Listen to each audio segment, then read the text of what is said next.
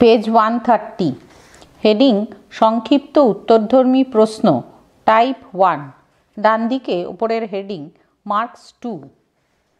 প্রশ্ন 1 বৌদ্ধ শিক্ষা ব্যবস্থার তিনটি পর্যায় কি কি?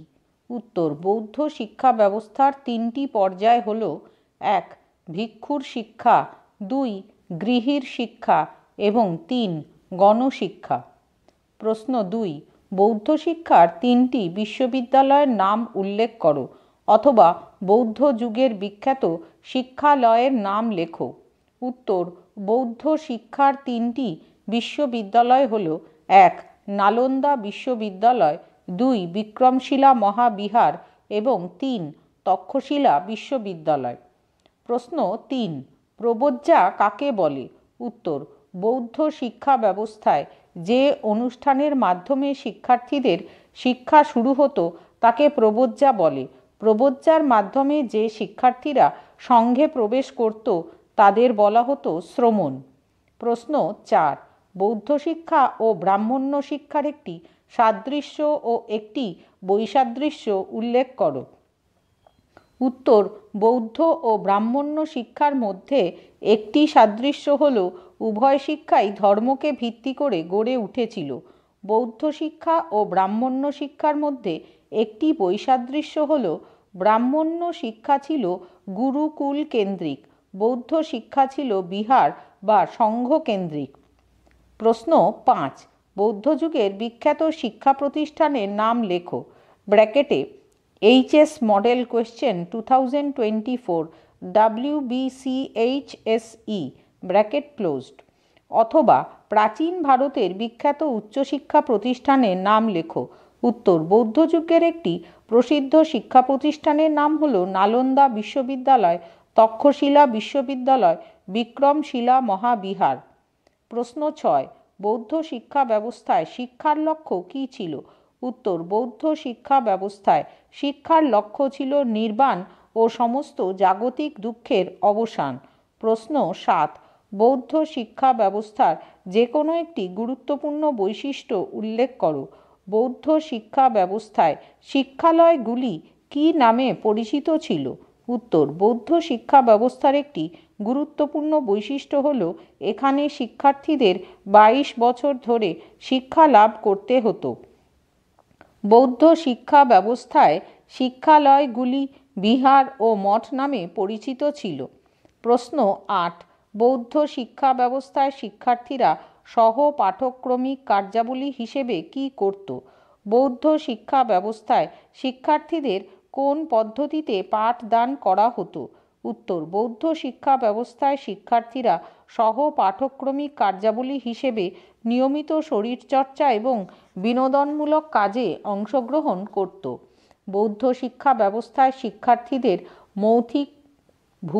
মৌখিক কথাবার্তার দ্বারা ব্যক্তিগত বা দলগতভাবে পাঠদান করা হতো। প্রশ্ন 9 বৌদ্ধ শিক্ষা ব্যবস্থায় শিক্ষার্থীদের অধীত জ্ঞানের মূল্যায়ন কিভাবে করা হতো?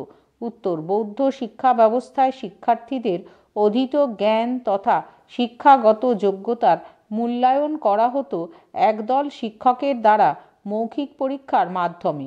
প্রশ্ন 10 বৌদ্ধ শিক্ষা ব্যবস্থাকে সর্বজনীন শিক্ষা বলার কারণ কি? উত্তর বৌদ্ধ শিক্ষা ব্যবস্থায় মেধার ভিত্তিতে ধর্ম, বর্ণ, জাতি নির্বিশেষে সব ধরনের মানুষকেই পঠন পাঠনের সুযোগ দেওয়া হতো। এই কারণে বৌদ্ধ শিক্ষা ব্যবস্থাকে সর্বজনীন শিক্ষা বলা হয়। প্রশ্ন 11 পরিনির্বাণ কি? উত্তর পরিনির্বাণ হল বৌদ্ধ শিক্ষার চরম লক্ষ্য। দুঃখ জর্জরিত সমাজ জীবনের বন্ধন থেকে চিরকালের জন্য মুক্তিলাভই হল পরিনির্বাণ। প্রশ্ন 12 শ্রমণ কি? উত্তর বৌদ্ধ শিক্ষা ব্যবস্থায় প্রব্রজ্জা নামক অনুষ্ঠানের মাধ্যমে শিক্ষার্থীদের শিক্ষা শুরু হতো। এই অনুষ্ঠানের মাধ্যমে যে শিক্ষার্থীরা সংঘে প্রবেশ করত তাদের বলা হতো শ্রমণ। প্রশ্ন 13 নালন্দা বিশ্ববিদ্যালয়ের 3টি গ্রন্থাগারের নাম কি ছিল? উত্তর নালন্দা বিশ্ববিদ্যালয়ের 3টি গ্রন্থাগারের নাম ছিল রত্নসাগর, রত্নদধি ও রত্নরঞ্জক। প্রশ্ন 14 নালন্দা বিশ্ববিদ্যালয়ের খ্যাতি ভারতের বাইরে কোন কোন দেশে ছড়িয়ে পড়েছিল? উত্তর, নালন্দা বিশ্ববিদ্যালয়ের খ্যাতি চীন, তিব্বত, কোরিয়া, জাভা, সুমাত্রা, সিংহল, জবদ্বীপ প্রভৃতি দেশে ছড়িয়ে পড়েছিল। প্রশ্ন 15, বিক্রমশিলা মহাবিহার বা বিক্রমশিলা বিশ্ববিদ্যালয়ের কয়েকজন খ্যাতনামা অধ্যাপকের নাম লেখো। উত্তর, বিক্রমশিলা মহাবিহার বা বিক্রমশিলা বিশ্ববিদ্যালয়ের কয়েকজন বিখ্যাত অধ্যাপক হলেন অতীশ দীপঙ্কর শ্রীজ্ঞান, অভয়কর গুপ্ত, জ্ঞানপদ, প্রভাকর মতি প্রমুখ। প্রশ্ন 16, নালন্দা বিশ্ববিদ্যালয়ের কয়েকজন খ্যাতনামা অধ্যাপকের নাম লেখো। উত্তর, নালন্দা বিশ্ববিদ্যালয়ের কয়েকজন খ্যাতনামা অধ্যাপক হলেন শীলভদ্র, নাগার্জুন, ধর্মপাল, চন্দ্রপাল, গুণমতী প্রমুখরা। পেজ 131।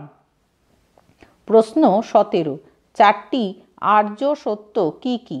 উত্তর, চারটি আর্য সত্য হল: 1. মানুষের জীবনে দুঃখ রয়েছে। 2. মানুষের জীবনে দুঃখের কারণ রয়েছে। 3. মানুষের দুঃখ নিবারণের উপায় রয়েছে। 4. দুঃখ নিবারণের জন্য সঠিক পথের প্রয়োজন। প্রশ্ন 18, বৌদ্ধ শিক্ষার যে কোনো চারটি অষ্টমার্গ উল্লেখ করো। উত্তর, বৌদ্ধ শিক্ষার একটি অষ্টমার্গ হল সম্যক দৃষ্টি, সম্যক সংকল্প, সম্যক বাক্য এবং সম্যক জীবিকা। প্রশ্ন 19, নালন্দার চারজন বিখ্যাত শিক্ষাবিদের নাম লেখো।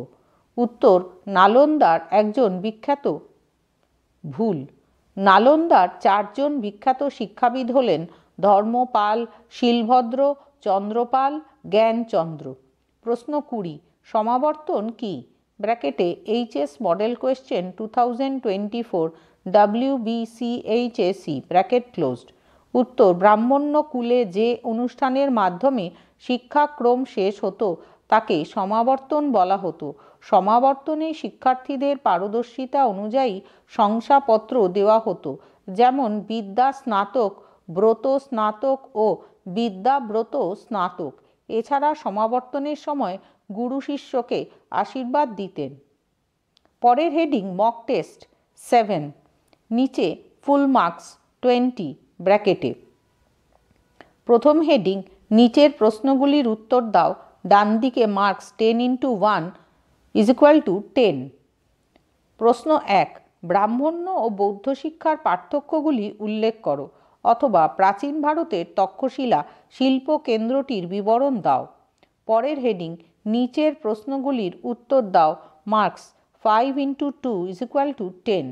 প্রশ্ন 1, বৌদ্ধ শিক্ষার বিখ্যাত বিশ্ববিদ্যালয়গুলির নাম উল্লেখ করো। 2, পরিনির্বাণ কি? 3, প্রব্রজ্যা কি? 4, শ্রমণ কাকে বলে? 5, সমাবর্তন কাকে বলে? এই সঙ্গে প্রাচীন যুগের শিক্ষা ব্যবস্থা অধ্যায়টি এখানেই শেষ হলো।